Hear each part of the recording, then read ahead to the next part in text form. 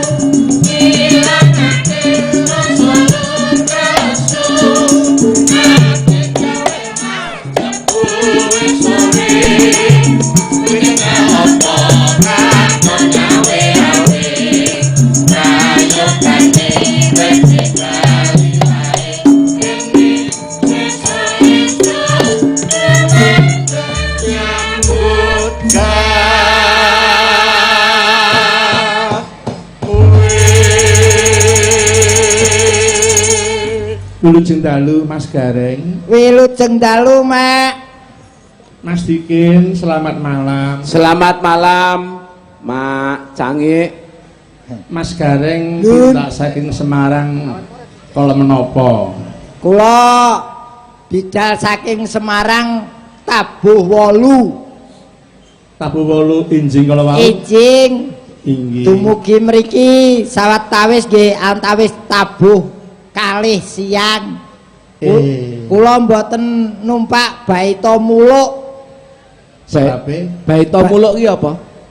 Pesawat terbang lho. Kok Baita Muluk dibasake? Oh, iya.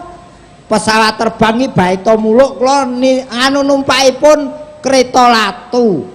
Kereta api. Kereta api. Kereta api. Mudhun neng stasiun Mande. Stasiun Mande.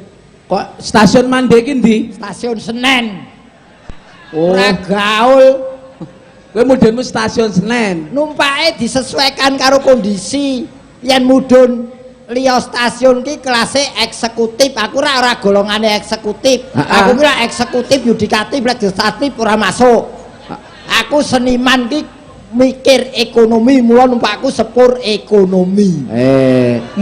Mudhunmu ning stasiun Mande. Mande. Kula nggih numpak sepur, Mak. Injih. Nggih. Delalah mudhun kula ten stasiun Kinang. Ngendi stasiun Kinang? Gambir? Gambir kok Kinang. Gambir itu salah satu unsur dari Kinang. Stasiun ki yen Jakarta, Senen, Gambir. Yen sadurunge Senen kuwi stasiun sing dijaga perhutani. Loh, apa stasiun Jatinegara? Jatinegara. Lagi Jatinegara niku lagi dijaga perhutani to, Pak? Nggih. Ngono. Ya. Seneng ora tau ning Jakarta. Sesuk lek kowe arepe mulih-mulya, aku sesuk arepe blonjo. Ning ndi? Ning Poh Loro. Poh Loro ngendi? Mangga 2. Poh Loro Mangga 2. Ngeten kok diarani pengalaman. Lah ngopo? Rama. Blonjo ki aja ning Poh Loro. Lah ndi? Ning Pasar Lempung. Pasar Lempung endi? Tanah Abang. Oh, Tanah Abang iki Pak Lempung. Pas kok ngelih karepe dhewe. Lah dijawake, Pak. Ya wis terserah lek kowe iso arepe mulih, ning aku tetep akan menikmati Jakarta. Apa? Aku hotelku wis tak siapne, aku arepe turu ning hotel ning Jakarta. Ngendi? Ten Lepen Lempung. Hotel Lepen Lempung. Lepen Lempung iki ngendi? Lepen iki kali. Boto asale saka Lempung. Kalibata. Kalibata iki nggone wong mati ya. Oh, dudu hotel to kuwi? Kuwi arep kesusu apa piye? Tak pikir hotel. Wong nanjake ini sing lagi ngetren ki usumake sesuk dolan ning daerah akuarium. Ndi akuarium? Tuku akik ki akuarium pusate. Kok ning akuarium? Rawa bening, rawa ki wadah banyu bening ki wis ngarani wadah banyu sing bening ki akuarium. Wong angel men niki nderek Mangayu Bagyo, Bapak. Nggih. Taun masipun Lemhanas. Terus Niki Lemhanas niki ambak-ambak hebat saestu le. Hebate nggon ngendi? Tontonane wiwit esuk mau wayang tok. Iya. Ning ana sing keri siji. Apa? Wayang wong. Lah ya sok dicarikan tempatnya. Tapi paling tidak sejarah kowe dadi seniman, aku dadi seniman, Mak Cangik dadi seniman. Agi iki lho sedina muput wayangan yang memperhatikan kebudayaan ya Lemhanas ini. Kita patut acungi jempol. Yen niki angsal ngunceki Rama. inggih Lemhanas kuwi terdiri dari berapa unsur suku kata? Lemhanas. Lem kuwi jane ngono kuwi kan apa jenenge mung kedaling lati ning yen jane sing bener lak lem mergo diapit L karo M terus kertular dadi lem sing asli lem lembar demi lembar telah dilalui hingga sekarang berumur 50 tahun. Oh iya Film lem hari ini Tasakuran menggelar parade wayang ditutup wayang kulit dengan dalang Ki Anom Suroto dan Ki Bayu Aji, ya ra? betul. Nasib wayang orang pun dipikirkan dengan memanggil gareng wayang orang Ngesti Pendowo Semarang. Lah aku Kowe mbo kowe ra matut hitungan kok. Lah aku rombongan nih. Mbo mau ning panitia ra ono tulisanmu kok. Kuwi nasibmu engko bengi piye ra ngerti. iya sing deg-deg to reng Nggih, ning saestu yen niki pancen syukuran niki disesuaikan kalian yuswanipun 50 tahun tu emas. Ulang tahun Emas, kowe ngerti? Emas ki menurut guru besar ilmu geologi. Waduh, ana ilmu geologi nih. Lho lah wong kene dolanan akik kok ya kudu ngerti geologi. Iya. Emas kuwi sifate butirane bunder. Bunder kuwi yen dipecah angel ajur. Ya. Mula dengan umur 50 tahun semakin Lemhanas semakin kuat dan semakin mempersatukan diri untuk membangun negeri. Sifatnya antara lain itu. Makanya umur 50 tahun kuwi 50 kuwi 5 sila Pancasila sebagai landasannya. Betul. 0 itu angka yang tulisannya bersatu, persatuan dan kesatuan sebagai kekuatannya. Ngene iki ngene we numpak ekonomi pesawat ora iso apa-apa. Loh, tapi ini aku ya Agiki luar biasa. Saya ucapkan selamat juga kepada Bapak Budi Susilo Supanji. Ini beliau adalah gubernur Lemhanas, seorang gubernur yang jadi gubernur tanpa biaya. Kok iso? Orang melu pemilu kada langsung jadi gubernur. Napa gitu apa? Gubernur Lemhanas ini mboten nderek pilkada. Ya orang nganggo kampanye barang. Mula kowe ora payu. Mula ning kene iki ana istilahe ana taji, ana tajar, ana taprof. Ya, artinya apa? Nah, taji itu adalah tenaga pengkaji. Tajar tenaga pengajar. Taprof tenaga profesional. Ing atase ope boi lho kok iso apal men kowe iki. Kandhane. Yen Pak Nindya kae apa ning kene? Pak Nindya kae tajir. Artine juragan. Lek sing bayari awake dhewe iki lek gak dikongkon Pak Nindya ora tekan kene. Oh. Aku malah ora krasa aku anggeris lunas ngono iki lali ya le. Nggih, niki Pak Nindya nggih rawuh niki. leres Nggih, anu Mas Gareng so Mas Dikin Nggih. dalam rangka Mangayu Bagyo tahun Mas Lemhanas RI Mbak anu Mas Gareng Mas Dikin nggih Pak gungan dhumateng Bapak Gubernur lek kita ngambung sak padha-padha paring nyekar ya Mas Gareng Mas Nggih. bikin Yen nitik asmanipun tentunipun saged nyekar mestinipun. Nggih. Monggo Pak Budi. monggo Jumeneng. Bapak Guru pareng kula suwun minggah dhateng panggungan dipun petuk monggo aja petaraman. Monggo Rama.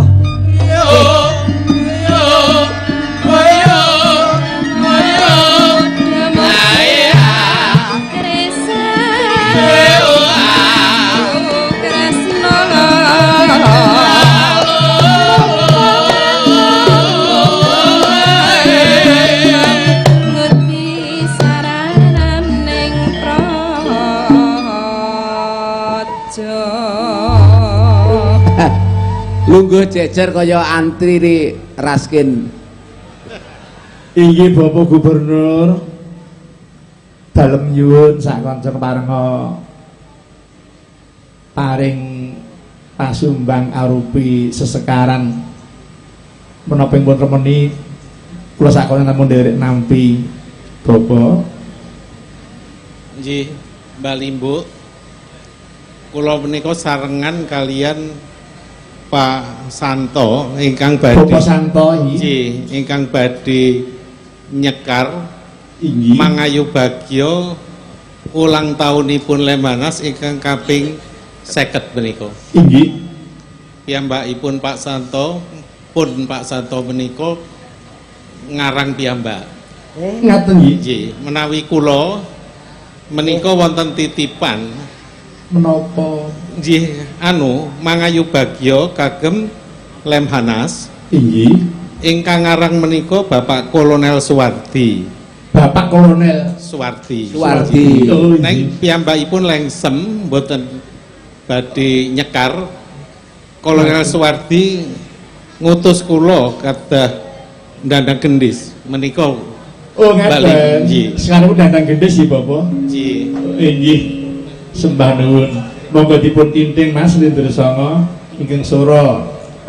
Dados kula rumiyin lajeng mangke Pak Santo Oh, lajeng penutupipun balik wonten kula kagem ati ingkang tentrem menika Pak. Oh inggih. Dados wonten Dados menika kawiwitan saking Bapak Gubernur Nggih. nggih. Lajeng Pak Santo, lajeng mangke wangsul Bapak malih. Nggih, matur nuwun. Amengeti Panca Dasawarsi Lembaga Ketahanan Nasional 20 Mei tanggale nyuwun donga pangestu mrih lancar wujudake visi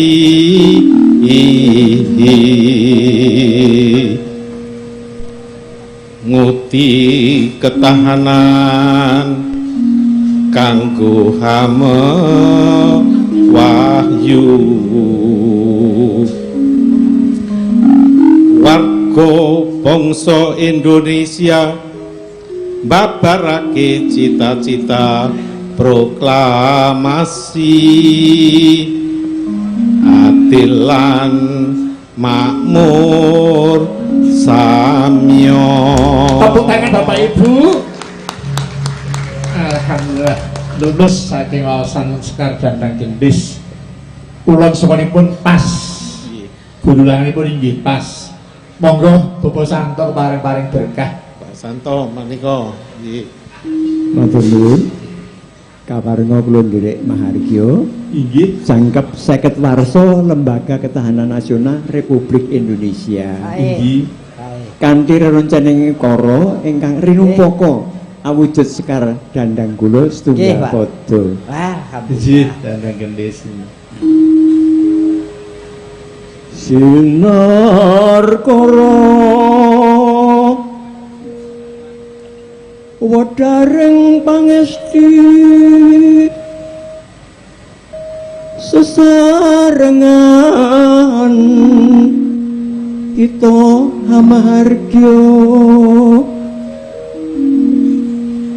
mengeti ambal warsane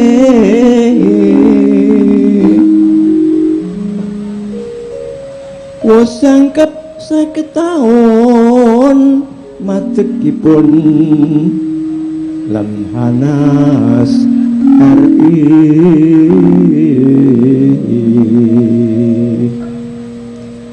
mugi tansah santosa ngemban karya luhur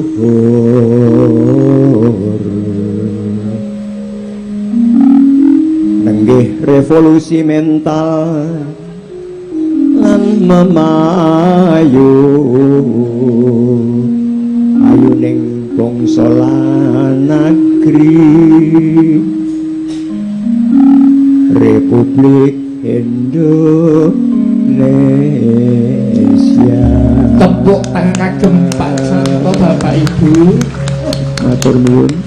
Inji sembah nuwun sareh nyekalipun pertanda sabar manahipun.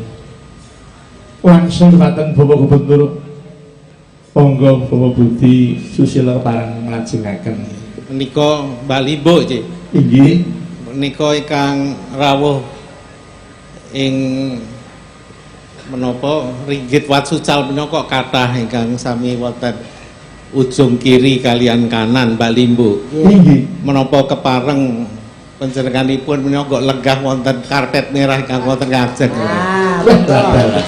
Bapak Ibu monggo sampun pareng dening Bapak Gubernur.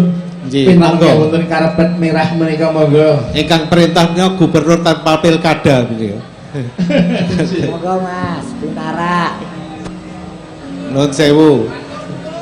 Wah, lenggahe sing tertib, pokoke angger sing nonton tertib hadiahe akeh siji.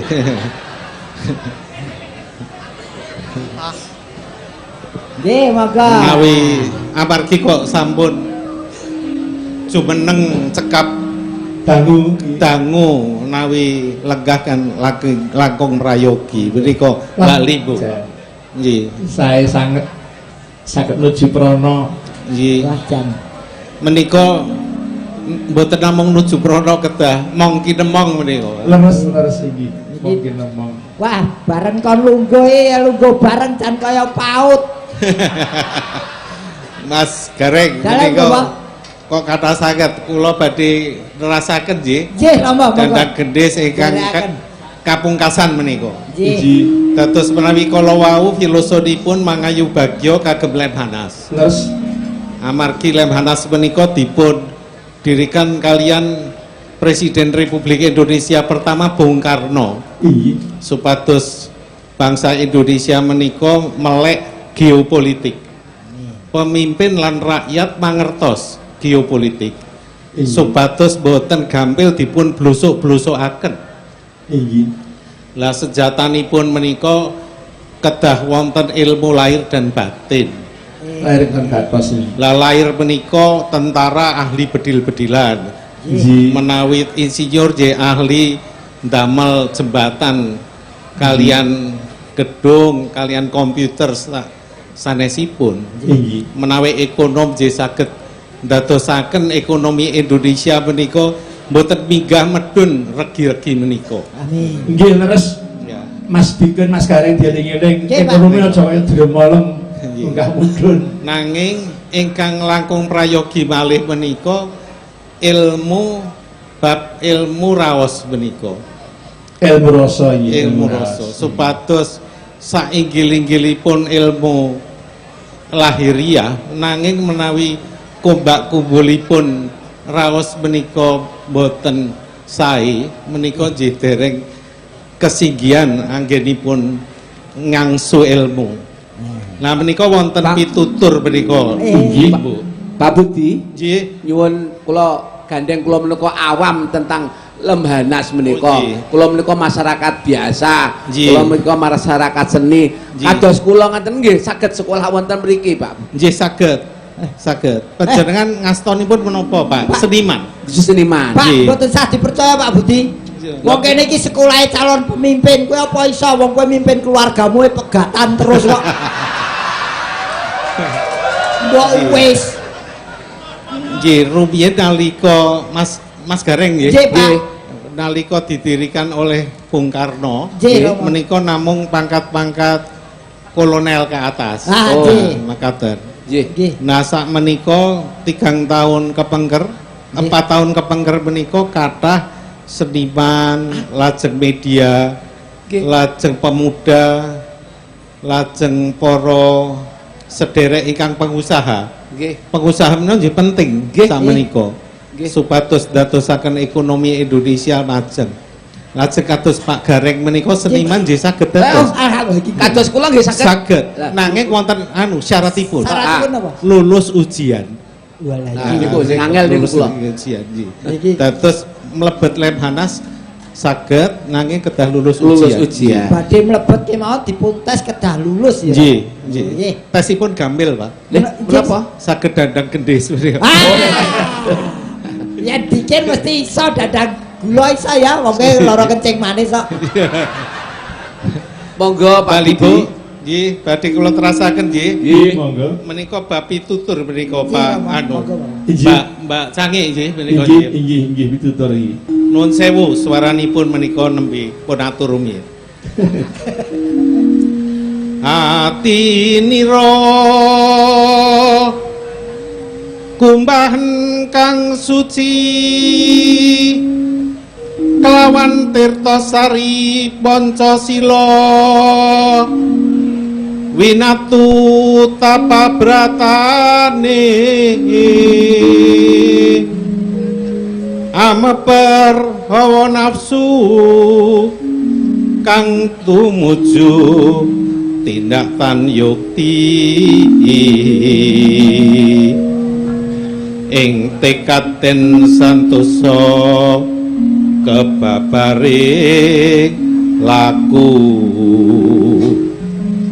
anindakna budi dharma welas asih marang sagung ngingtu mati angurbana pangrasa. Monggo Agus malih Bapak Ibu. Pitutur sithik ning mirasa ya Nduk. Nggih, wong Pak Budi Susilono Mbak Gubernur nggih mendalami bab pitutur lagu-lagu. Nggih. Gubernur Lemhanas we gawe lagu pitutur, kowe seniman gawe lagu mulang sarak. Lah apa? Oh, judul lagunya Tali Kotang. Surabaya. Mas Gareng, Joko menika sanes kula ingkang Oh, anggitanipun damel sinten lagu. Rama?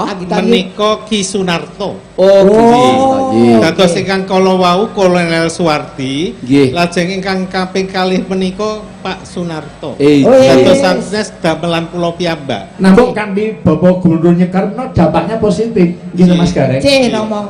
Kedah sak menika kedah jujur.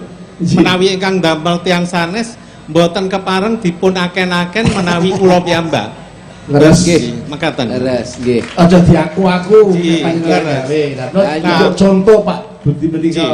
Menika Mas Gareng. nggih dados soto menawi sekolah Lemhanas menawi damel paper mboten kepareng dipun damelaken tiyang sanes. Nah, menika Nggih, nggih. semoga jadi perhatian. Nggih. Lah nggih. Ingkang jelas menika Reyok menika Ponorogo nggih Pak Budi. Leres, Pak. Kok ya Malaysia melu duwe nu pripun? Oh saged Pak. Oh. Nanging menawi negari sanes menika damelipun setunggal namung Nggih. menawi kreativitas Ponorogo menika mboten saged dipun bendung. Nggih. Dados Nggih. kepinteran tiyang watak tiyang menika Nggih. mboten saged dipun bendung kalian tiyang ingkang nyontek Pak. Dados Indonesia menawi badhe ageng Nggih. sampun lajeng ngrumaosi lah kok direbut karo negara liya sampun ndadosaken manah ingkang kuciwa sampun malah nyukuri kita kedah ndamel reok ingkang kathah malih mangke kan kebingungan negara ingkang nyontek-nyontek menika. Leres. Nah, sampun dados bingungipun. Lah iya, mulakno kowe kudu legawa. Apa? Taun iki akeh gareng sing neko-neko.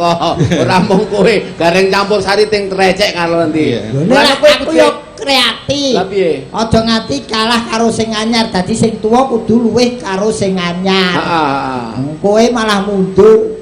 Lah mundur apa? Mone tok prawan saiki malah rondo. Nggih. Mbak Limbo, Inggih. kula badhe nyuwun pamit menika. Sampun Ada. cekap. Nggih, nanging- Sembah nuwun Bapak Nggih. Gubernur. Pak badhe tindak putih Romo. Badhe waksul.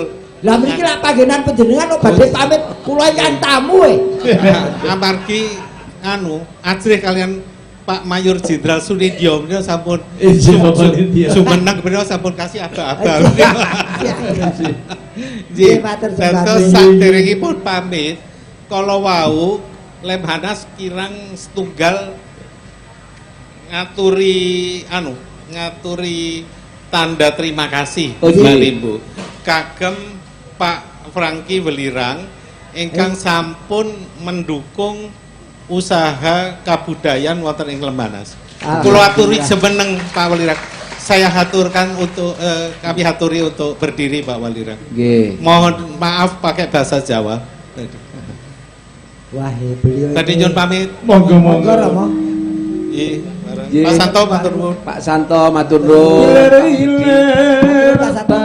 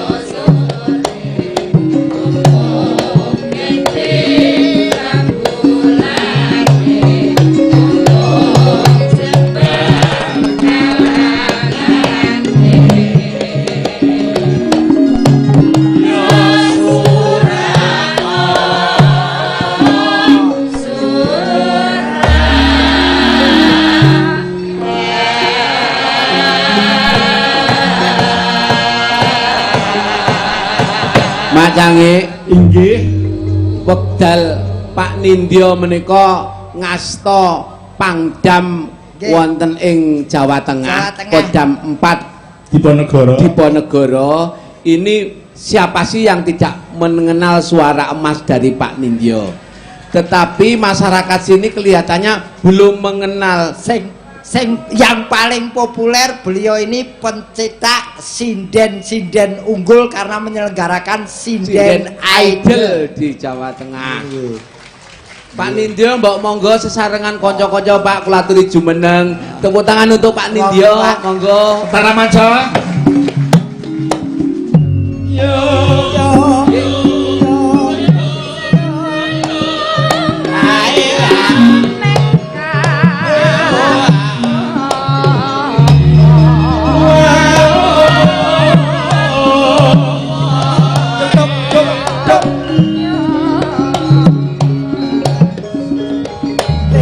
Timun sigarane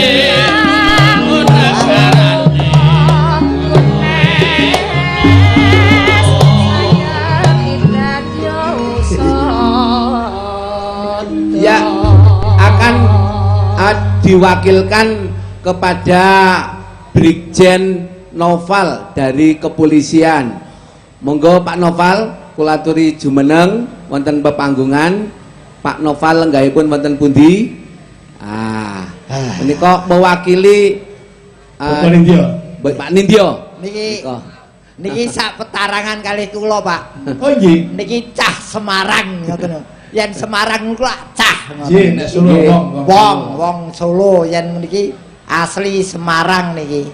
Nggih. Menika ngastanipun wonten Mabes Polri. Mabes. Oh, Monggo, nggih. Romo. Nggih. Monggo. Gareng. Pak Noval. Wah, niki nggih penggemar akik nih. Wah. Pak Gareng niki turunan Gareng, Pak. Nggih. Nggih. Bapaknya gareng, anaknya gareng. Ibuke juga gareng. Mbak Yunya juga gareng Esti Pendowo. Jadi di rumahnya dia ini ternak gareng. Tetapi Pak Noval, walau toh dia itu dari keluarga gareng, dia tidak termasuk sayang sama orang tuanya.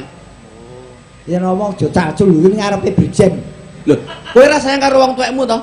Sayang kok. Lho sayang bapakmu mati kowe ora melu. Melu no. Ken, kowe iki sing komunikasi aku kok kowe sing ngeyel. Aku meh melu karo bapak ditolak ora le kene tak garengane dhewe. Heeh. Kene ora butuh gareng, sing butuh ki pengarang lagu. Kowe nyusula ngono lho. Malah. Nggih, monggo Pak Noval menika badhe ngersakaken lelagon menapa? Menapa Romo? Menapa? Anu, niki nah, niki Pak Noval niku riyen riwayate nontone krepe teng Esti Pendowo Romo. Oh iya. Nek begitu lenggah sare. Agar pas lilir niku pas lagu penutupan Esti Pendowo surak-surak niku lho. Surak-surak manengker. Lah sing apal niku lagu niku. Dadi niku lagu penutup malah beliau niku apal Romo. Niki. Niki Aja buka. Mboten kula buka wong pun mboten kula buka pun legena kok Romo. Nggih, lagune surak-surak manengker gumuruh nika. Nggih. Larasipun pelak. Nggih. Nek cara wayang kulit dienggo jaranan. Laras. Panutup Barata Yuda yen riyen. Nggih. Nika dipun damel kali ramban no. Anu solo rumiyin lajeng terus Saged kur saged Rama. Kur kemawon mangke. Kur kemawon. Nggih. Kok kurang mungal swantene Pak. Backsound mangke Pak Anu pripun menika Pak Noval duluan sendiri lajeng kur Oh, nggih. atau mana yang dipilih? Ya. Sendiri dulu. Ngaten sing itu. Ya? Pak Noval badhe nyanyi piyambak napa solo? Lah nggih. Solo Kok niku solo ya piyambak. padha wae. Monggo.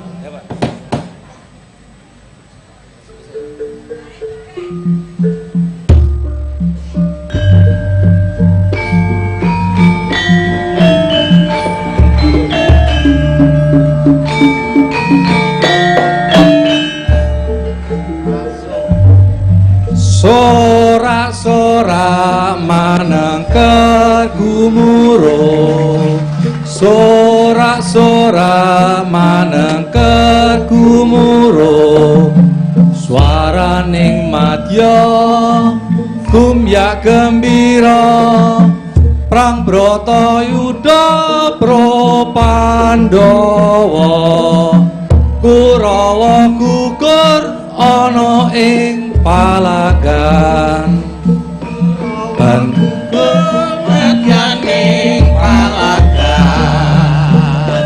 Pandhawa ungguling prang Bratayuda.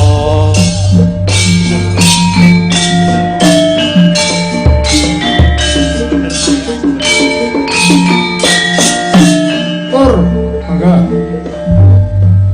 Sorak-sorak manengker gumuruh, sorak-sorak manengker gumuruh, swaraning madya gumyak gembira, prang Bratayuda pro Pandhawa, prang Bratayuda ngastina palane, Kurawa gugur ana ing palagan, Pandhawa ungguling prang Bratayuda. Tepuk tangan kagem Pak Noval Bapak Ibu. Matur nuwun Pak Ano. Nggih, bangun. Ampun Iri Rama mboten saben seniman apa lagu niki lho. Terus Malah Pak Nggih. Noval apale mergo nggih niku wau sare melek pas lagu niki. Joko tinggi sih. Cokot tinggi barang. Jewa jan piyayi iki piyayi Semarang. Ha-ha. Padha karo aku. Wah. Iki karo aku wis ngene iki. Lah nggih, menika memang waktu dulu Pak Noval dinas di Polda Semarang menika dekat sekali dengan Mas Gareng, soalnya Mas Gareng pernah nginep di Polda 7 hari. Saya ngurusi Pak Noval toh dhisik. Aku nginep nang Polda gelah sebelahan karo selmu to kae. Kasuse bareng lho kok. Iya, lho, Pak Noval santai wan Pak. Pak. Oh, iki urusane cah Semarang iki. Sing cah Solo ora, wong Solo ora melu-melu. Menika badhe setunggal malih praon ketingalipun. Praon nggih. Oh, nggih. Perahu layar. Perahu layar. Nggih. Monggo. Pun cucukaken nggih, Pak Terus, Noval. monggo. Oke. Tur nuwun. Matur nuwun, Mbak. Pak. Nggih. Mbak Wiwi telah diajak. Buka kolom Pak Noval. Pak bikin ada yang baru. Di mana? Di sini atau di mana? Belum diperkenalkan. Mungkin kula SMS, Pak. Oh nggih, matur nuwun, Pak. Nggih, sembah nuwun. Matur nuwun le Pak Noval. Kene iki wis sampe. Derekaken Pak Noval. Lho, ngopo kowe? Matur nuwun. Lah, ngopo kok sejak Kok delok gek ana sing lali. lali nggon ngendi? Wong pinter iki kenane lali kok lali. Wah, mengko tekan gone lenggah. Wah, lali mau Gareng ora tak tinggali ngono kowe. Malah dremes kira-kira. Mboten tombo kangen dangu mboten kepanggih, Pak. Dangu mboten. Inggih. Yai kalau rumiyin ngasta wonten Polda sakmenika sampun tindak wonten mriki. Wah. Nggih. Iya. Assalamualaikum warahmatullahi wabarakatuh. Waalaikumsalam. Bulu cindalu Bu Cangik, Bu Limbuk. Bilih pagelaran ringgit pura dalu menika badhe dipun siaraken tayang ulang di stasiun televisi Tegar TV ing Lampung. Wah, amin. Stasiun televisi CTV ing Banten. Nggih. Dan lewat radio dan video live streaming setunggal radio and video live streaming Jos Pro atau Jaan Jos Kota Metro Lampung Kota Kudus kalih radio and video live streaming Andika Multimedia ing Jakarta. Nggih. 3 radio video streaming Java Studio Jakarta. Sekawan radio streaming PSMS OY. Gangsal radio dan video streaming Batara Studio Kangtrik Sulawesi. Jane iki wayangan apa toko elektronik to iki? Lah ngapa? Isine kok TV karo radio tok iki. Artinya iki bakal Disiarke. tayang ulang. Berarti nantinya semua seluruh Indonesia bisa mendengarkan Ora dan mung Indonesia, tingkat luar negeri nggih saged. Oh, streaming nggih. Nggih, Bu. Streaming. Wah, iki bakal disiarke ning TV Semarang BDB. Apa BDB? Baru dibuat. Perencanaan. Baru perencanaan. Nggih matur sembah nuwun Nggih. dipun Malah siaraken. kanca-kanca menawi kameramen masih ada di sini, boleh besok mengikuti Mas Gareng wonten Glodok. Menika nggih syuting besok nggih. Nggih. Jejak kasus nggih. Sesuk sinten tak? Aku mung kae sulihmu kok. Kowe ora iso mlebu terus aku. Ora lu aku sesuk ndereke bapa. Kowe ora melu bapa to? Melu kriyan. Monggo Mak Cangik. Nggih. Niki. Kula lagon yen ing tawang ana lintang. Nggih. Langga menika kawula aturaken sedaya pendengar pamriksa ringgit pura saknuswantara. Wilujeng midhangetaken saha wilujeng mriksani matur nuwun nuwun. Nggih. Wassalam saking kula Mbah Joko Jos Pro. Matur nuwun Mbah Joko. Monggo dipun purwakani sekar sinem yen ing tawang. Monggo dum kalih Mas Garing saha Mas Dikin. Nggih. Oh nggih. Matur nuwun Mbah Joko. Monggo dipun purwakani sekar sinem yen ing tawang. Monggo dum kalih Mas Garing saha Mas Dikin. Nggih. Oh nggih. Yen ing tawang ana lintang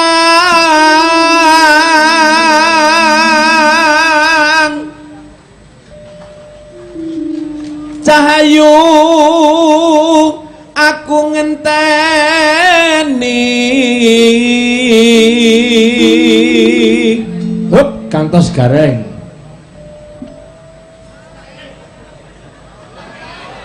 Ayo Reng. ayo kowe Ukaranemu apa? Cahayu. aku ngenteni Lah bocah iki wis teko apa urung? Kok ngucahe ora teko. Marang mega ing angkasa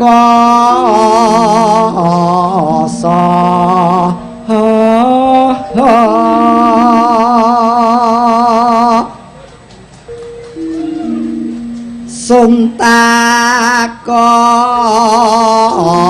war tani reki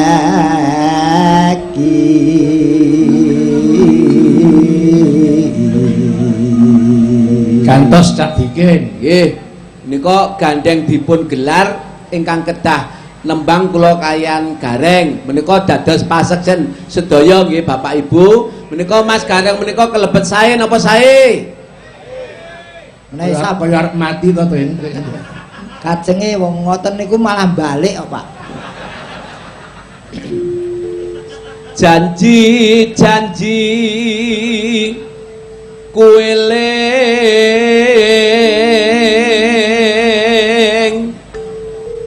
sumedhet ras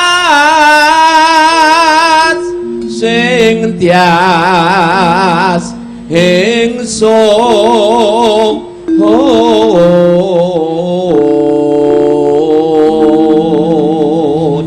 Mas Gareng. Do ngenteni kabeh kan. Nimasing sun prasapa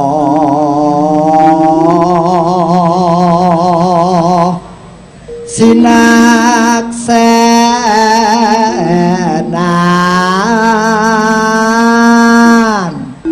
bumi langit.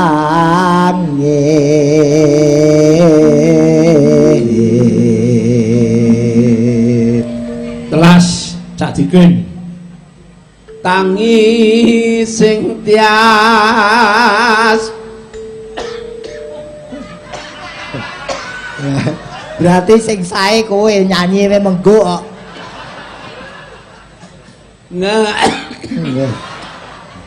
Kowe tak ngombe sik. Semene tenggorokane gatel ora usah dienggo. Copot. Tangi sing tias. Wong jeneng mangan ae nganggo tiba upane. Tangi sing tias. Heeh. Ngenten Madang rembulan. Nah, jane Pak Anam ya apal lho kok ora nembang dhewe ya. Dados bener perintah kula nggih. Dikin iki Pak Anam kok diperintah. Kowe perintah. Kowe sesuk kriyan coret. Ora melu. Aku nyusul. Aku wis ngerti gone kok. Ora disin. Ora isin seniman isin ora mangan. Wong direwangi wong desin ngene iki apa wani pupuran putih ning ngarepe wong akeh. Tangi sing tias. Tangi sing tias ngenteni padang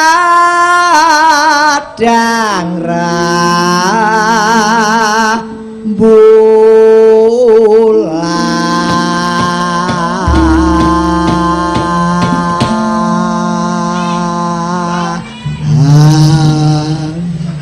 Kula suwun langgamipun Mbak Esti saking Delanggu. Ah, cocok. Menika tanggi kalian Kajen India. Oh nggih. Nggih. Delanggu. Tak tetangganya Pak Nindya. Nggih, nen Delanggunipun, Pak. Monggo. Menawi Pak Nindya pakis ya, Pak ya. Sanes Tanggul. Oh Tanggul. Tanggul menika lor juwiring kelahiranku. Ning derek kecamatan Delangtut nggih. Delanggu. Oh ya Dagu. Monggo pun aturaken Mbak Esti.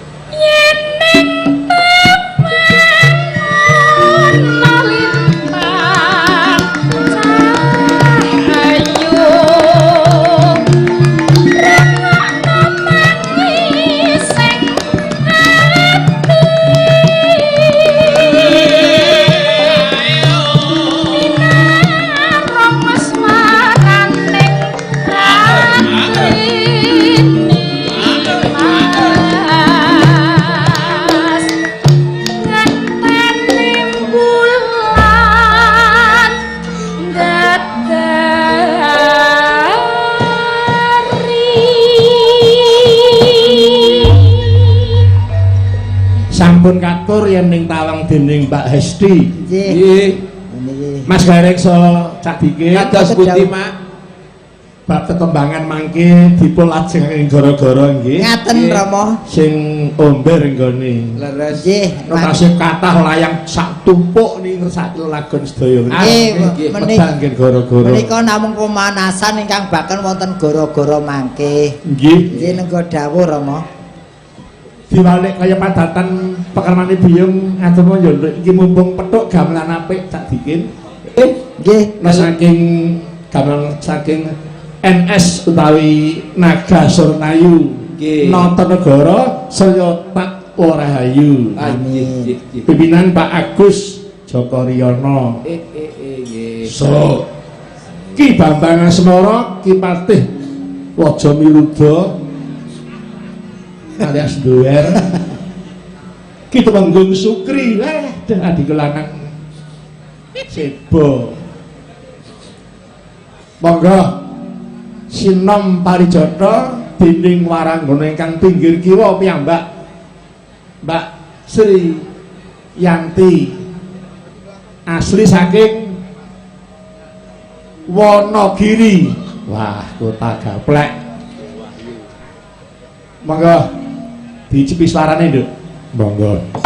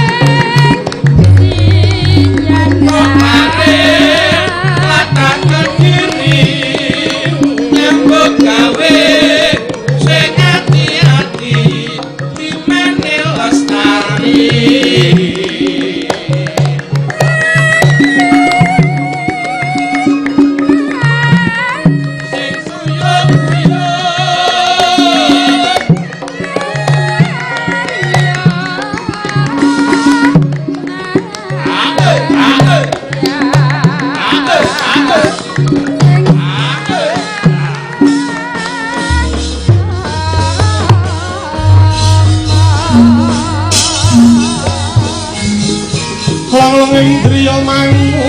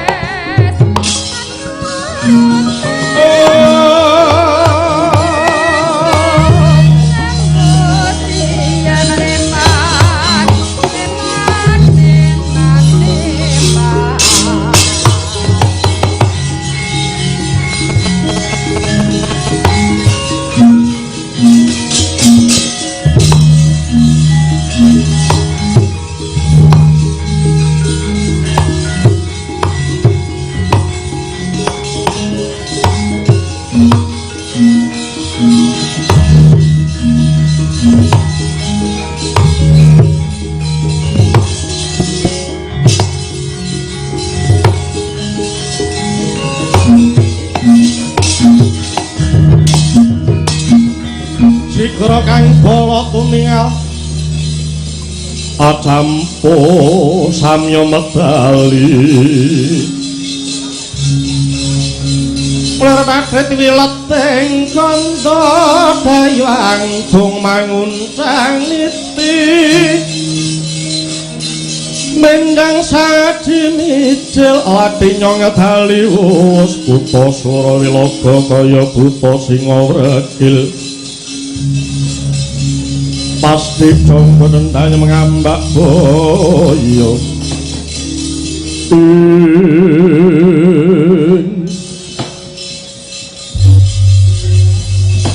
nggon kunitih kereta kelawan Kakang Druna kandhek mengko dhisik iki ana Narendra Yaksa kang nganti penderek nyegat kang dadi lakuning kereta mara gaging aku sira iku Narendra saka ngendi lan sapa kang dadi aran weh Sang Prabu? Inggih Kisanak kepareng nepangaken kula ngwingking saking negari Jong Biraji jejuluk kula Prabu Karungkala lajeng jengandika prika sinten? Ya Sang Prabu tepungna aku pepatih ngestina aku patih Harya Sengkuni. Sang Prabu, aku bakal nyuwun pirsa duwe karep apa dene nyegat kang dadi lakuku. Inggih Raden. Waleh-waleh menapa kula badhe lumawat dhateng mertapan Sukalima. Kepengin pinanggih kalian Begawan Druna.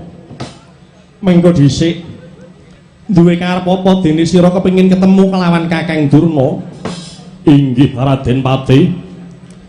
Anggen kula kepengin pinanggih kalian Begawan Druna hawit kula kepengin nyuwun wejangan kasampurnan sak lumahing bumi sak kurping langit inggih namung Begawan Druna menika ingkang saged medharaken kawruh kasebat.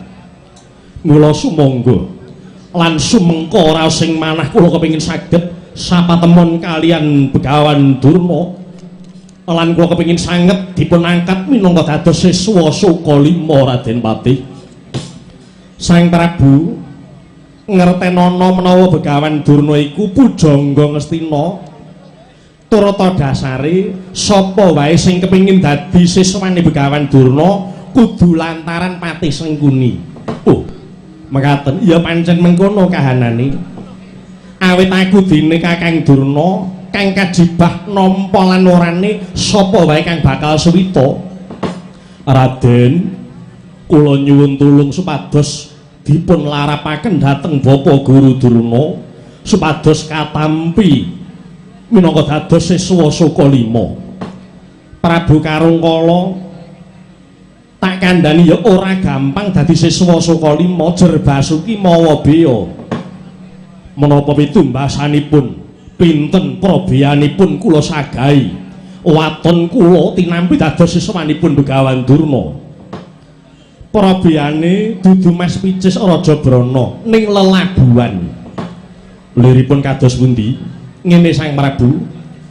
wektu dina iki Kakang Durna durung bisa minangkani apa kang dadi panyuwunmu. Nggonmu kepengin bakal suwita marang Sukalima. Awit wektu dina iki Kakang Durna lagi kesampiran jejibahan kang ora enteng saka Sinuwun Ngastina Prabu Duryudana kang supaya nundung Werkudara ya panenggak Pandhawa kang wektu iki silih warna madheg pandhita aran Begawan Bima Suci ingkang mangasrama ning pertapan Ngarga Kilasa. Awit Bima Suci kuwi dadi klilip tumrap Sinuwun Ngastina. Mula bab nggonmu bakal suwita Kakang Durna serantekna sawetara. Mengko yen Kakang Durna wis rampung netepi kewajiban, mbok menawa lagi bisa matur pawangsulan kelawan sira Sang Prabu Karungkala. Ning kejaba yen ana mulunging atimu kepengin ngenteng-entengi jejibane calon gurumu kuwi wis beda petunge. Ning monggo lho, aku ora meksa. Nek arep mbiyantu ya monggo, dene yen ora mbiyantu ya aja ngarep-arep dadi siswa Sukalima Sang Prabu. Kagiatri sang kabeh rangu rinangkul kinempit-empit buh sangat naning bawana Raden Patih kanthi dawuh paduka ing kados mekaten kenging hanggigah raos sing manah kula parikedah sabiyantu jejibanipun calon guru kula.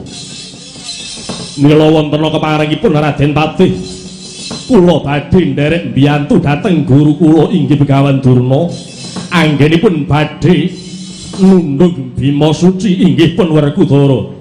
Dadi kowe arep mbiyantu Kakang Durna inggih welah dalah.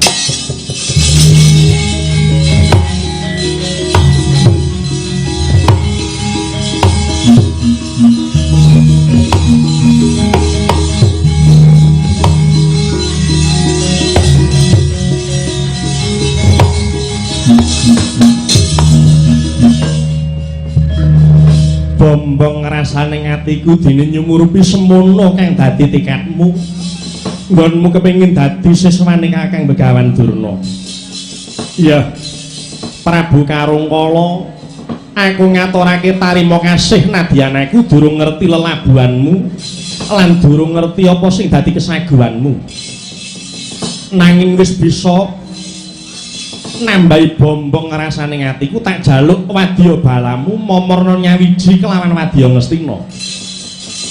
Kekudanganku yen bisa sira Sang Prabu Karungkala aja mateni mung Bima Suci utawa si Werkudara. Ning ngertenono Werkudara kuwi penenggak Pandhawa dheweke duwe sedulur isih papat ingkang mapan ana Praja Ngamarta. Aja mung Bima Suci sing tok mateni kepara Pandhawa liyane sirnakno babar pisan. Yang sira wis bisa mateni Pandhawa 5, aku kang saguh nglantarke Sang Prabu Karungkala dadi siswane Kakang Penembane Sukalima mesti tinampane yen sing matur aku. Oh inggih. Namung istuhaken dawuh Raden Patih. Mengko yen kowe wis dadi siswa aja lali ya karo aku. Oh inggih boten badhe kesupen. Ya syukur. Malah kepara enggal wujudna kesaguhanmu Prabu Karungkala. Liripun kados pundi aja dadak kesuwen ayo. Tak kanthi lumawat marang Ngarga Kilasa nundung Bima Suci. Nyuwun pangapunten. Bapak Guru Durna ugi badhe nindaki dhateng Ngarga Kilasa kepara nyata. Menawi wonten keparingipun kula badhe ngurumi dhateng negari Ngamarta Raden Patih. Mangkono inggih. Kula badhe nyirnakaken kura Pandhawa sanesipun mangke para Kurawa dalah wadya aja diraji ingkang badhe sabiyantu Bapak Guru Durna bumi angus Ngarga Kilasa. Oh iya mengkono malah luwih prayoga. Patih Jaya Sengara nuwun wonten timbaling dawuh mara parentahna wadya gawan sakperangan kinen momor nyawiji kelawan wadya Ngastina wigati lumarep marang pertapan Ngarga Kilasa nundung Bima Suci. Nggih dateng sendika mara enggal metu njaba nang wadya kaya bocah cilik laku paramata pasilan sing ati-ati. Enjing beda gumuruh saking Sukalima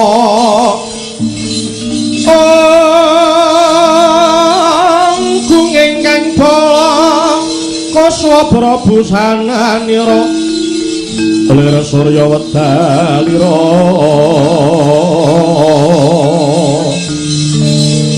saka ing dalan iki rasa metengi jagat tuk mungup maning sabocah ing ukir merbabak bang sumirat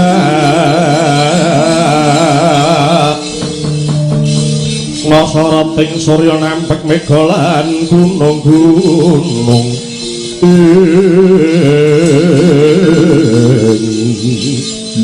kapiyarsa swaranipun rombake samudra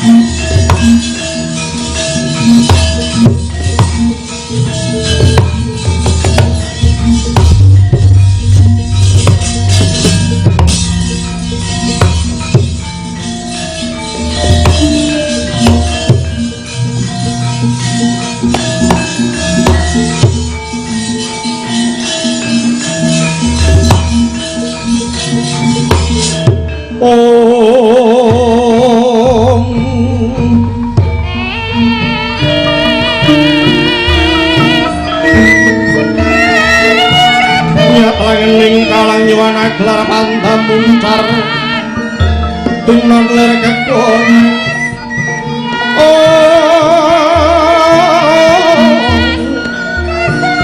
surem sorote tan padang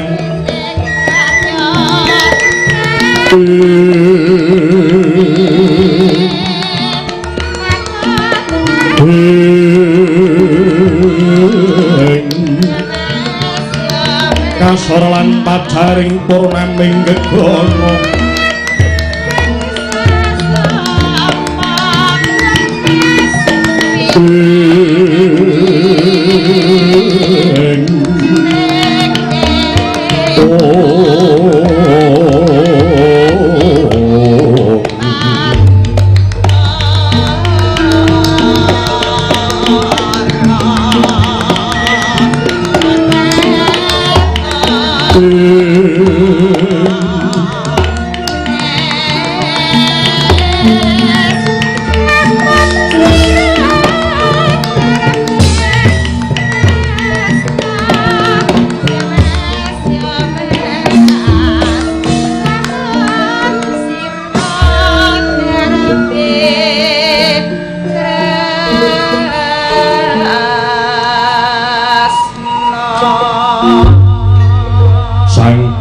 Dewa Narpati tuwin Nareswara Kresna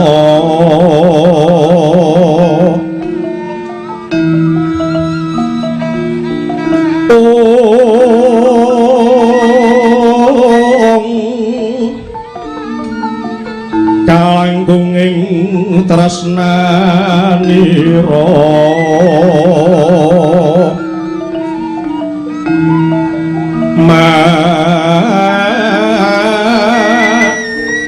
marang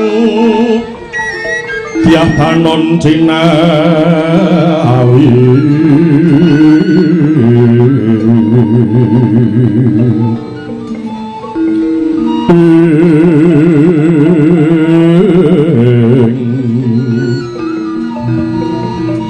mongko pisahung ya nipun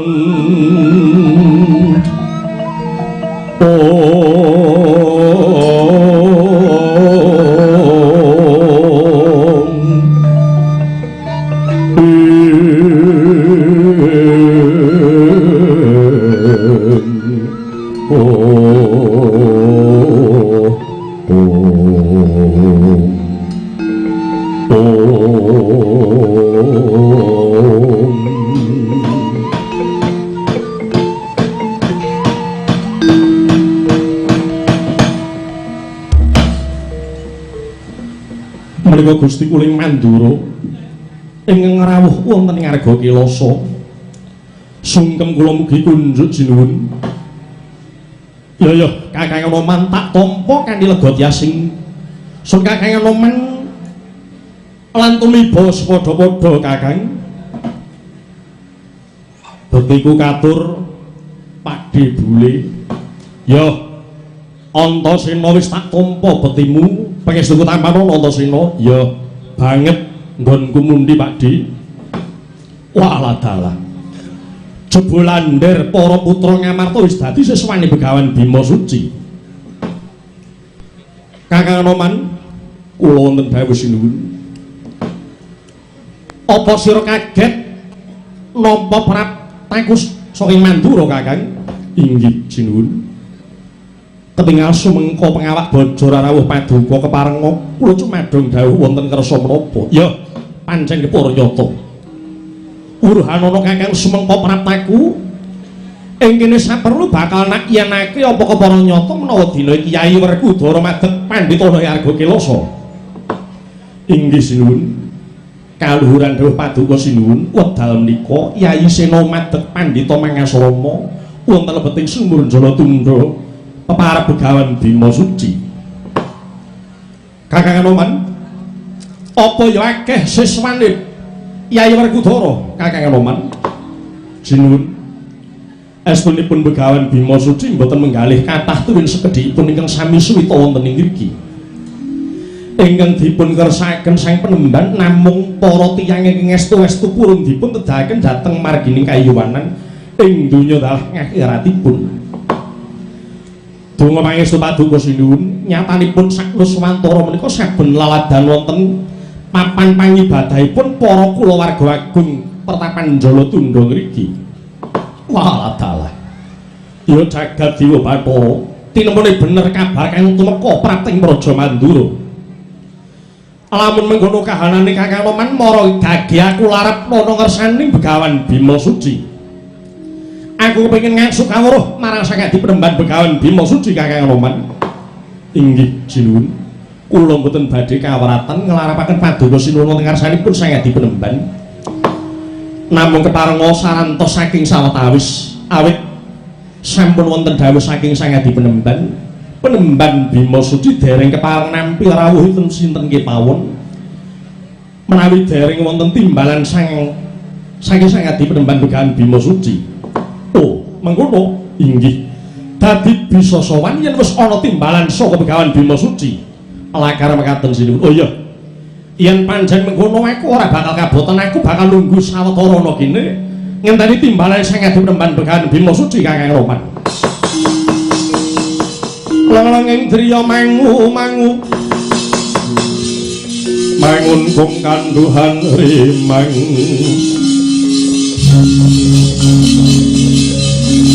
lir-leno tanpa kanin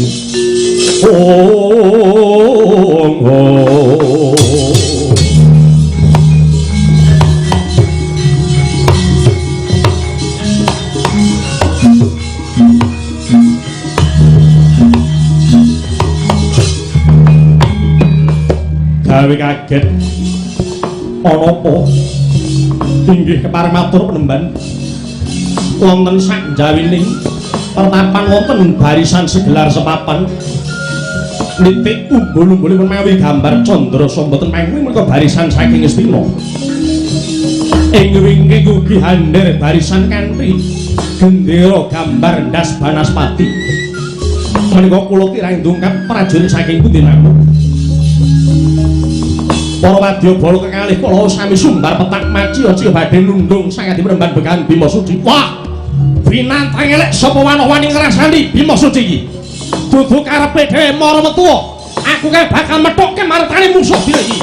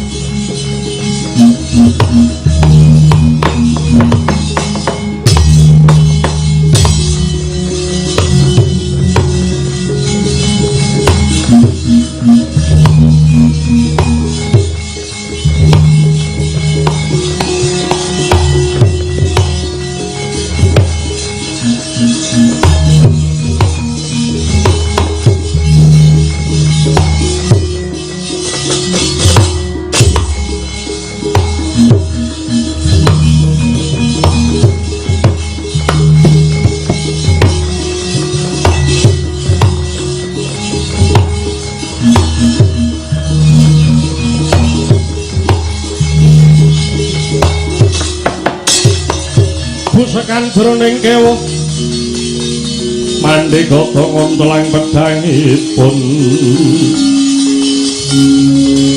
kang kataman praja temateng lalis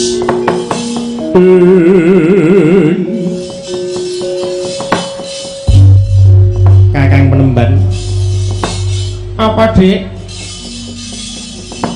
ana kethek putih ora pangling wirak anoman dewi genah ngono Kak kethek sing ulune putih liyane anoman ki njur sapa meneh kok ana kene ya dik ajake ya itu undangan ajake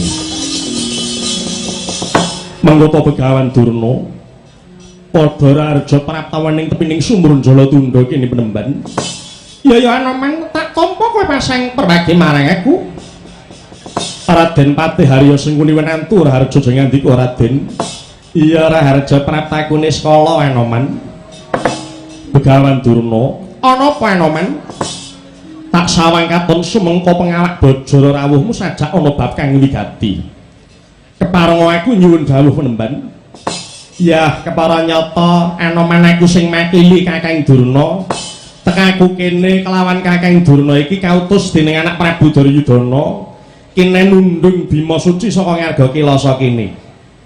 Anggep ya apa dheweke madhep pendhita ana Ngarga Kilasa kok ora nyuwun palilah karo sing duwe bawah. Apa dianggep iki bumi kowar ngono apa piye? Nyuwun pangapunten Raden Patih. Upama nyuwun dipalilah ngono menyang sapa? Ya nyang sing duwe bawah no. Kene iki bawah ngendi? Ndak tak takon genah bawah Praja Ngastina ngono kok. Ngastina kuwi duweke sapa?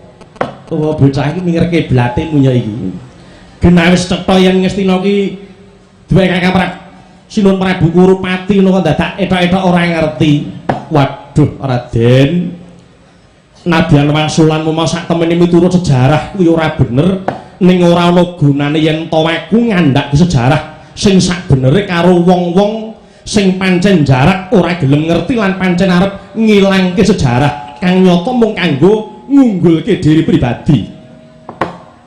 Ya mung kok desto temen ngatasé Bima Suci kuwi eneng kene mulang becik teko malah digetak kaya kidang digusah kaya manuk.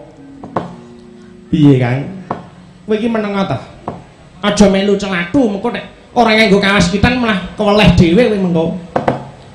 Anoman, ana apa penemban? Aku mudeng aku ngerti.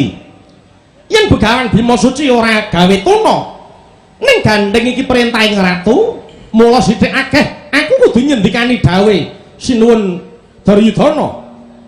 Pancen kepara nyata kondangan tinjaban rangkah anakku Werkudara mangasrama ana Ngarga Kilasa medhep pendhita peparek Begawan Bima Suci.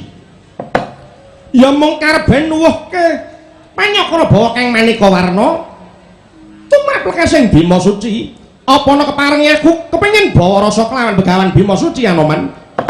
Penemban usana dawuh saka Sang Adi Penemban, sapa wae durung dikeparengake sapatemon. Awit wektu dina iki Begawan Bima Suci lagi ngeningke cipta. Mula yen sira Begawan Durna kepengin ketemu kelawan guruku kudu ngenteni sawetara wektu. Oh iya, yen pancen mengkono aku saguh ngenteni. Kesuwen. Kok dadak ngenteni iki apa bakune tekan kene iki arep ngopo gek wis.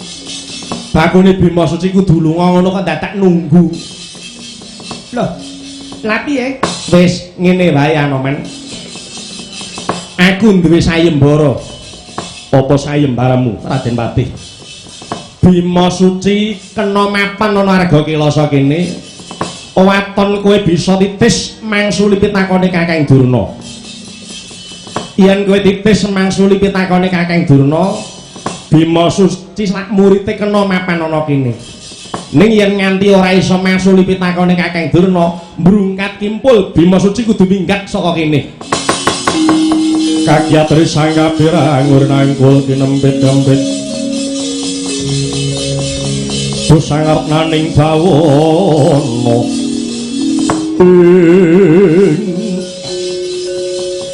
wis kono Kakang Penemban golek pertanyaan kono sing angel aja nganti Anoman mudeng. Mung nantang tok ya akeh tunggale. Tak kira nek kowe sing arep gawe cangkriman lah kok pasrahke aku. Ya telungane kowe pendhita limpat ta ya. Anoman Begawan Durna apa? Mara gage wangsulana pitakonku, kowe arep takon apa? Sapa kang wajib sinembah? Ana ngendi dununge kang sinembah? Apa kang dadi syarating panembah? Lan kepiye patraping panembah sing bener? Wangsulana Anoman. Ya Penemban, mbok menawa aku bisa mangsuli wong pitakon mau kebenaran wis sinau nalika bawa rasa ana nggon Danawarih. Sumurupa Begawan Durna kang wajib sinembah kuwi mung kejaba Gusti kang nyipta jagat ya Sang Sukma kawekas. Wondene dununge kang sinembah iku mapan ana telenging ati sucine kang manembah ya sinebu kalbu mukmin Baitullah. Lan maneh ati mau bisa suci waton wong-wonge wis padha gelem bangun marang watak utama kanthi linambaran rila sabar lan arima. Yen patrap manembah sing bener kepiye? Patrap manembah sing bener kuwi sadurunge padha manembah luwih dhisik kudu bisa milah-milahke dununge panembah. Muga kawruh ana Begawan Durna sembah iku kapérang ana patang perkara yaiku sembah raga, sembah cipta, sembah kalbu, ing wekasan yaiku sembah rasa. Piye Kang? Lole. Bener iki Dik, alah. Piye ta Kang? Karo munyuk sida kewirangan. Lah kowe mau ora kencan dhisik kok ya sak kecekele sing takon. Yen mung pisan urung trima. Ayo takono neh Kakang Penemban. Takono meneh. Ya. Pancen bener mangsulan Manoman. Sepisan meneh Aku bakal takon karo kowe. Sira arep takon apa Begawan Durna? Sapa sing disebut guru sejati lan sapa sejatining guru? Begawan Durna, guru sejati kuwi wong kang bisa minterake. Kena kanggo tuladha lan gelem aweh pepadang marang sapa wae. Lan ora pawakan prau geleme mulang nek wis entuk pasumbang kuwi ora. Kuwi Begawan Durna sing disebut guru sejati. Wondene kasih nebut sejati ning guru, yaiku pengalaman kang ora bisa dikertawadi nganggo akeh brana picis. Uga awujud kitab piwulang kang isine nuduhke dalan kang hanjok marang kautamaning bebuden. Sabab buku utawa kitab mau ora tau nesu. Lan yen sewanci-wanci dibutuhke buku mau ora tau semaya. Kuwi sejatining guru Begawan Durna. Waduh, Anoman.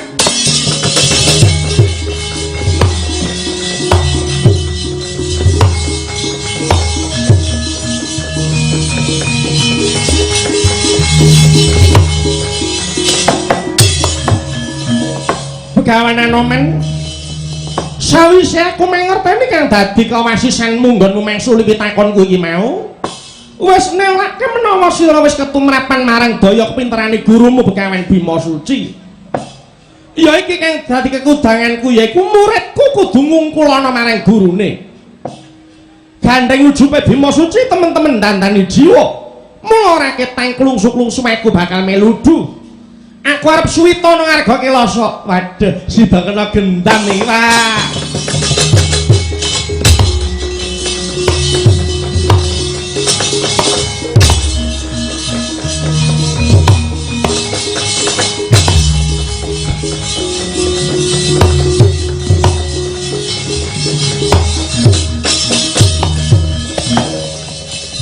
Wah, pancen pinter omong Anoman kuwi.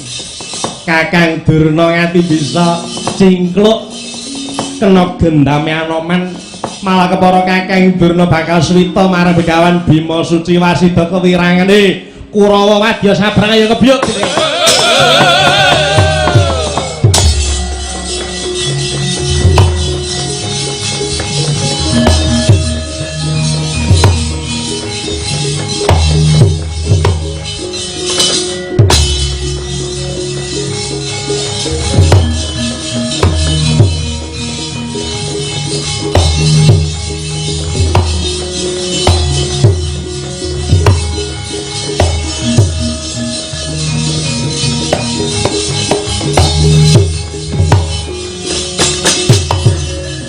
Menungso ngadeg pentelang mripate mara gaging aku kowe sapa? Antasena kang dadi aranku. Tak sawang kowe dudu wong Astina kepara nyata. Wadya jong biraji kekesete Gustiku Prabu Karangkala. Pangkatku Tumenggung, aranku Tumenggung Prawira Sandi. Duwe karep apa? Ndi sing jeneng Bima Suci? Kon maju rene, kon nyembah dalaman sikil tak tugele gulune.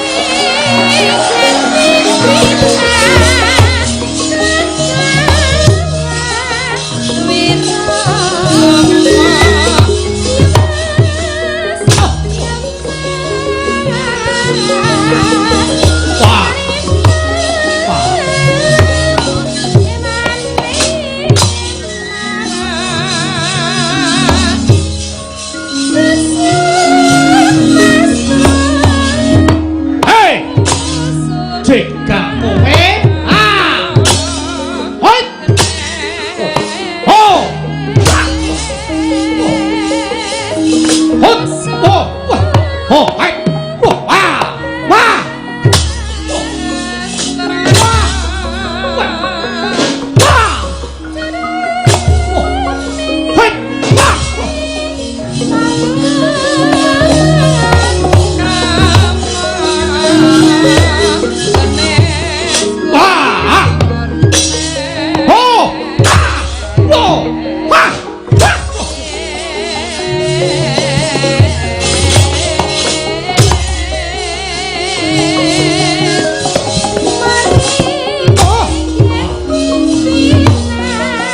Tumbak ku tak karo parang.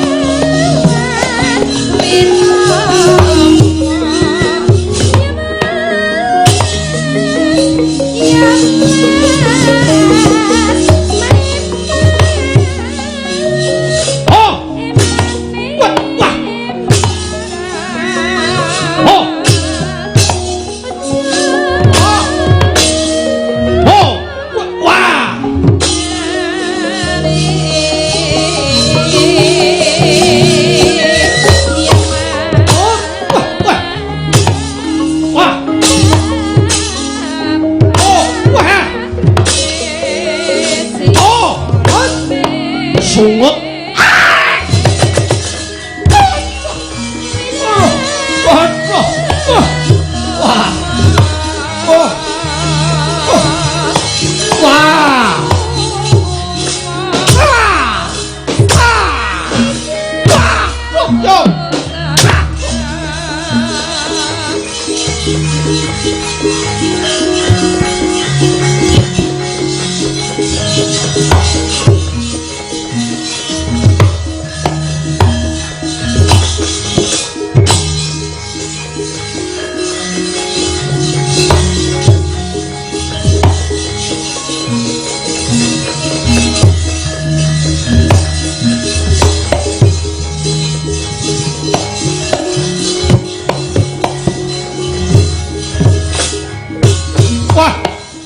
Antarja iki Swatama.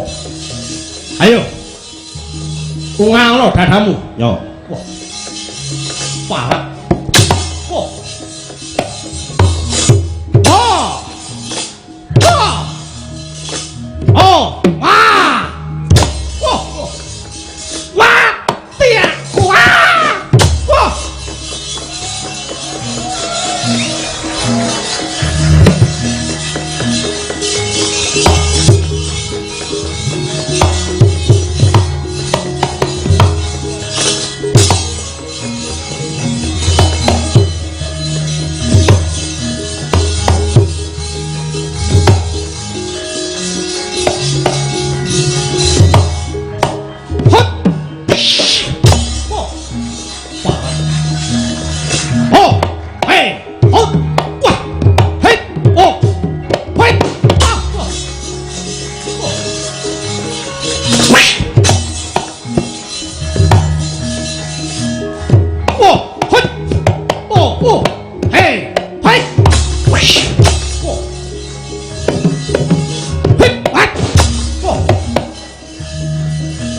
Yo, hey, hey, opa, hey, opa, hey, hey,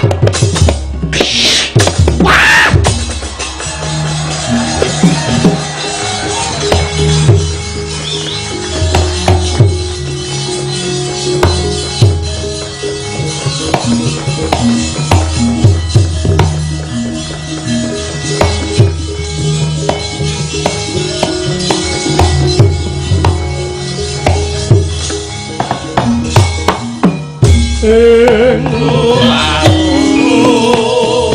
Mundur kabeh Prawadya Bala. Aja semruwet. Ana pengaruhan iki. Ayo. Siswane Bima Suci Mara Medhi bareng kaning atiku.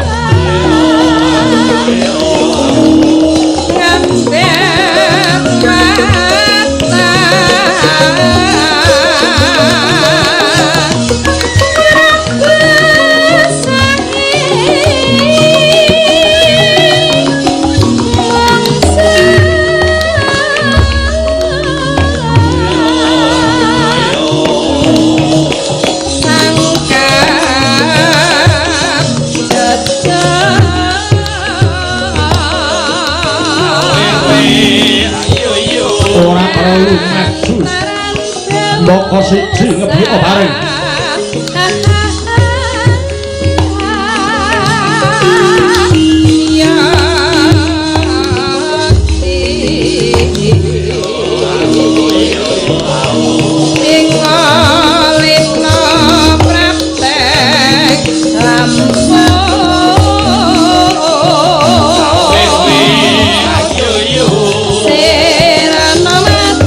Ayo siswa ngarga kelasa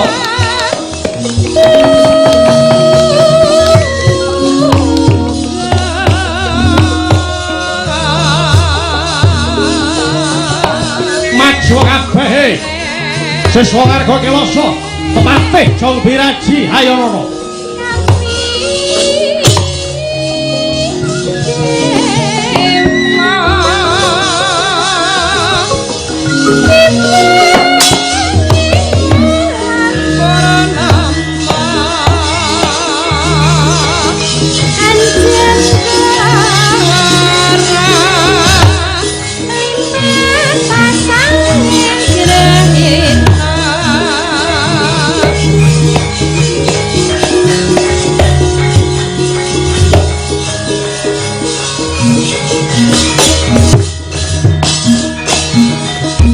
Baladewa Narapati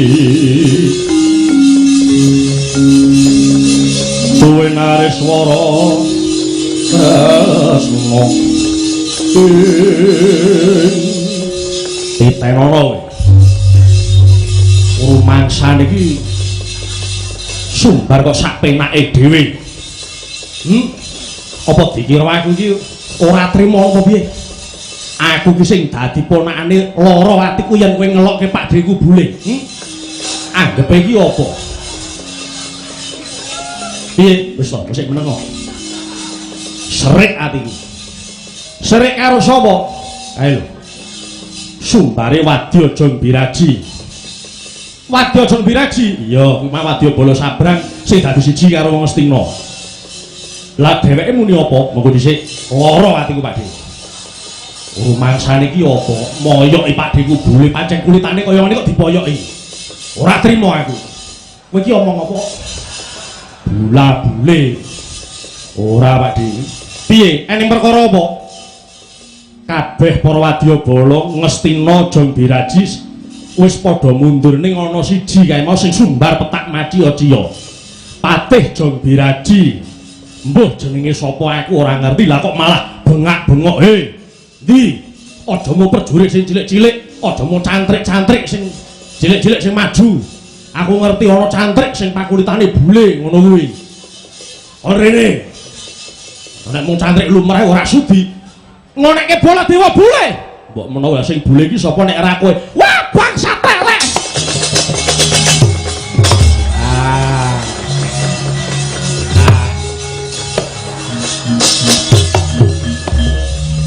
Rumangsane cantrik anyaran arep meneng wae iki. Ben ketok lelabuhane. Yen ngono kuwi nek ora nesu arep weruh wonge. Ayo.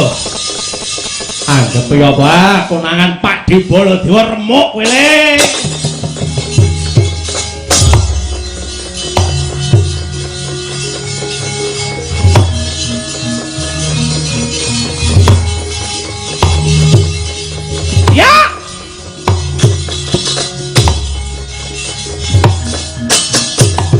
Apa wis arep nyawamu he?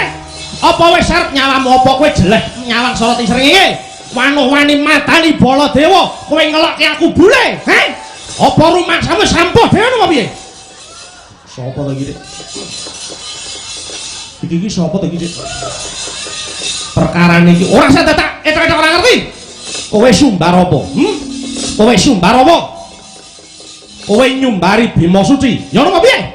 Kowe nyumbari aja cantrik cilik-cilik sing maju, ana cantrik sing pakulitane bule. Muni ngono kowe. Muni ngono. Lho, sing muni iki sapa, Dik? Aku ora muni apa-apa iki. Ora usah dadak moyoki Baladewa. Nyata pancen iki wong ampuh. Ayo ketoken kadigdayanmu. Walah dalah. Maju tatu mundur ajur. Nadyan aku ora nyumbari kowe. ning win jarak perkara karo pepatih Jambiraji aku ora bakal tinggal menungso ora waduh tangi madhepane ayo aja melinggon cangkem wae ayo tokno kadigdayanmu sing seru Baladewa kurang krasa yen mung ngantem tangan siji tangan loro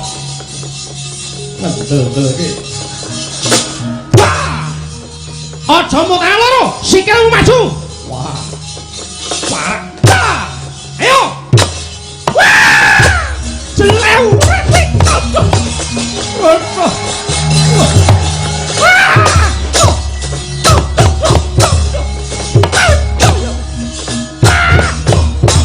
anggepe opo hei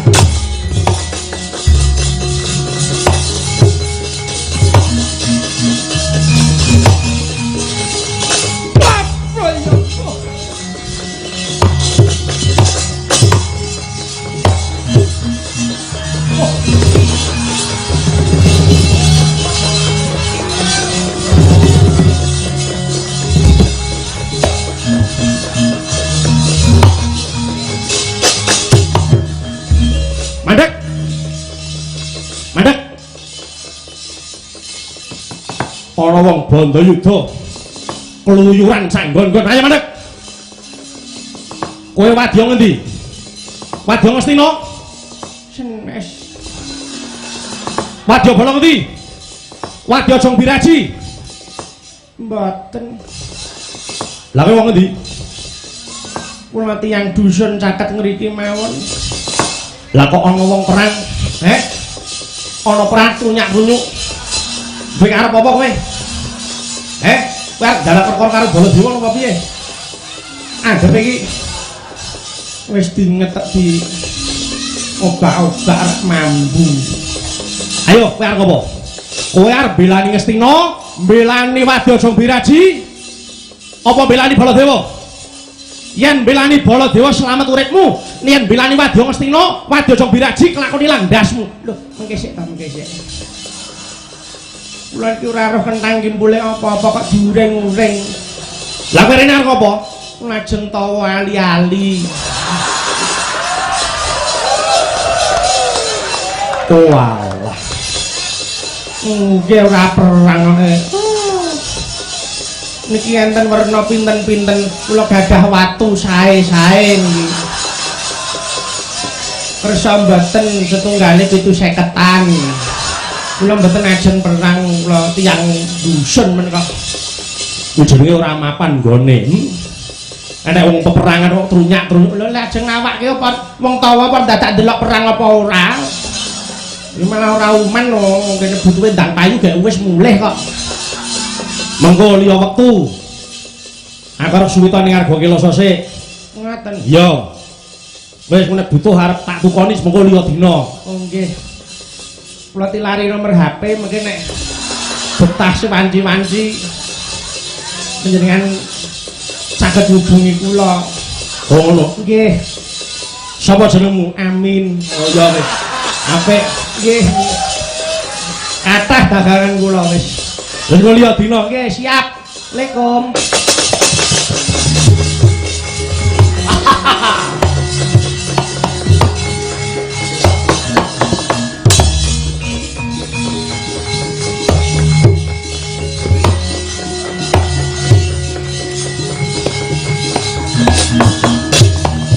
walah dalah wong Mandura jebul sana kene waduh saya kuat Bima Suci iya iya mau ngarim jagake Prabu Karangkala iki